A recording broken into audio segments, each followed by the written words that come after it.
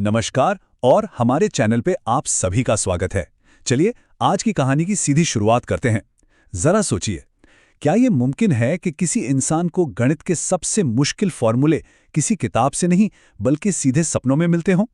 ये कोई मजाक नहीं है। सच में उनके दिए हुए फॉर्मूले आज भी नासा के स्पेस मिशंस को गाइड कर रहे हैं, ब्लैक होल्स के रहस्यों को सुलझा रहे हैं और तो और उन कंप्यूटर एल्गोरिथम्स को पावर दे रहे हैं जिन पर हमारी पूरी मॉडर्न दुनिया टिकी हुई है। और इस शख्स का नाम था श्रीनिवास रामानुजन, एक ऐसा इंसान जिसे दुनिया के बड़े बड़े गणितज्ञ भी पूरी तरह समझ नहीं पाए। तो चलिए उनकी कहानी की शुरुआत से शुरू करते हैं। जानते हैं कि कैसे एक साधारण से दिखने वाले लड़के के अंदर एक असाधारण तोहफा छिपा हुआ था। तारीख थी 22 दिसंबर 1887 और जगह तमिलनाडु का ईरोड शहर। यहाँ एक बहुत ही गरीब परिवार में श्रीनिवास रामानुजन का जन्म हुआ। घर में भले ही तंगी थी, पर रामानुजन के दिमाग के अंदर वहां तो नंबरों का एक पूरा ब्रह्मांड बसता था।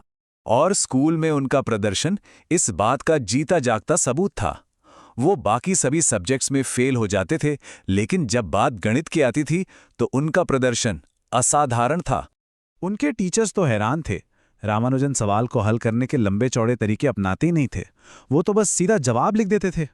ऐसा लगता था मानो जवाब उनके दिमाग में पहले से ही मौजूद हो।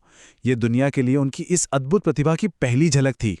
अब उनकी कहानी के उस मोड़ पर आते हैं जिसने सब कुछ बदल दिया। ये वो वक्त था जब रामानुजन ने गुमनामी के अंधेरे से निकलकर दुनिया के सबसे महान दिमागों तक पहुंचने की एक कोशिश की। हुआ ये कि उनके हाथ एक किताब लगी, synopsis of elementary results in pure mathematics. इसमें हजारों फॉर्मूले थे, लेकिन उनको हल करने का कोई तरीका नहीं बताया गया था। किसी और के लिए ये एक पहेली होती, पर रामानुजन के लिए ये एक चिंगारी थी। बस इसी किताब ने उनके अंदर अपने खुद के फॉर्मूले बनाने का जुनून जगा दिया। फिर साल 1913 में उन्होंने एक बहुत बड़ा और साहसी कदम उठाया। उन्होंने कैम्ब्रिज यूनिवर्सिटी के प्रोफेसर G.H. हार्डी को एक चिट्ठी भेजी, जिसमें बिना किसी प्रूफ के 120 एडवांस फॉर्मूले थे। हार्डी ने जब वो चिट्ठी देखी तो पहले तो उन्हें लगा कि ये कोई मजाक है, लेकिन जैसे जैसे उन्होंने उन फॉर्मूलों को पढ़ा, उनके मुंह से बस यही निकला, या तो ये आदमी धोखेबाज है या फिर ये एक मैथमेटिकल जीनियस है। और बस हार्डी ने रामानुजन को इंग्लैंड बुला लिया। यहीं से नंबर्स के लिए उनके प्यार ने उन्हें दुनिया के दूसरे कोने तक पहुंचा दिया। लेकिन इंग्लैंड का ये सफर आसान नहीं था। चुनौतियां बहुत थीं। एक तो वहां का कठोर मौसम, एकदम अलग कल्चर और ऊपर से शाकाहारी होने की वजह से खाने पीने की दिक्कत। पर सबसे बड़ी चुनौती तो एकेडमिक दुनिया की थी। यहां हर फॉर्मूले के लिए सबूत मांगा जाता था, जबकि रामानुजन का गणित तो सीधे उनके दिमाग से आता था, किसी फॉर्मल तरीके से। इन सारी मुश्किलों के बावजूद रामानुजन और हार्डी के लिए मैथ्स उनकी कॉमन लैंग्वेज बन गई और दोनों ने मिलकर नंबर थ्योरी में एक ऐसी क्रांति ला दी जिसने गणित की दुनिया को हमेशा हमेशा के लिए बदल दिया। उनकी इस अद्भुत प्रतिभा का सबसे मशहूर किस्सा 1729 की कहानी है। यह किस्सा उनके दिमाग की असाधारण क्षमता को दिखाता है। हुआ यूं कि एक दिन हार्डी रामानुजन से मिलने अस्पताल गए। उन्होंने बातों बातों में कहा, अरे जिस टैक्सी से मैं आया उसका नंबर 1729 था। कितना बोरिंग नंबर है। रामानुजन उस वक्त बीमारी से काफी कमजोर थे और बिस्तर पर लेटे हुए थे, लेकिन ये नंबर सुनते ही उनकी आंखों में एक चमक आ गई और उन्होंने बिना एक पल भी सोचे तुरंत जवाब दिया, नहीं हार्डी, ये बोरिंग नहीं बल्कि एक बहुत ही दिलचस्प नंबर है। ये वो सबसे छोटा नंबर है जिसे दो क्यूब्स के जोड़ के रूप में दो अलग अलग तरीकों से लिखा जा सकता है। सोचिए, ये एक बीमार जीनियस का तुरंत दिया गया जवाब था और आज इसी वजह से 1729 को हार्डी रामानुजन नंबर के नाम से जाना जाता है। लेकिन इस असाधारण कहानी का अंत काफी दुखद था।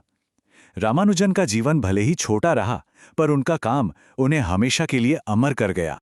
इंग्लैंड की वो कठोर जलवायु और कुपोषण ने उनके स्वास्थ्य को पूरी तरह से तोड़ दिया था।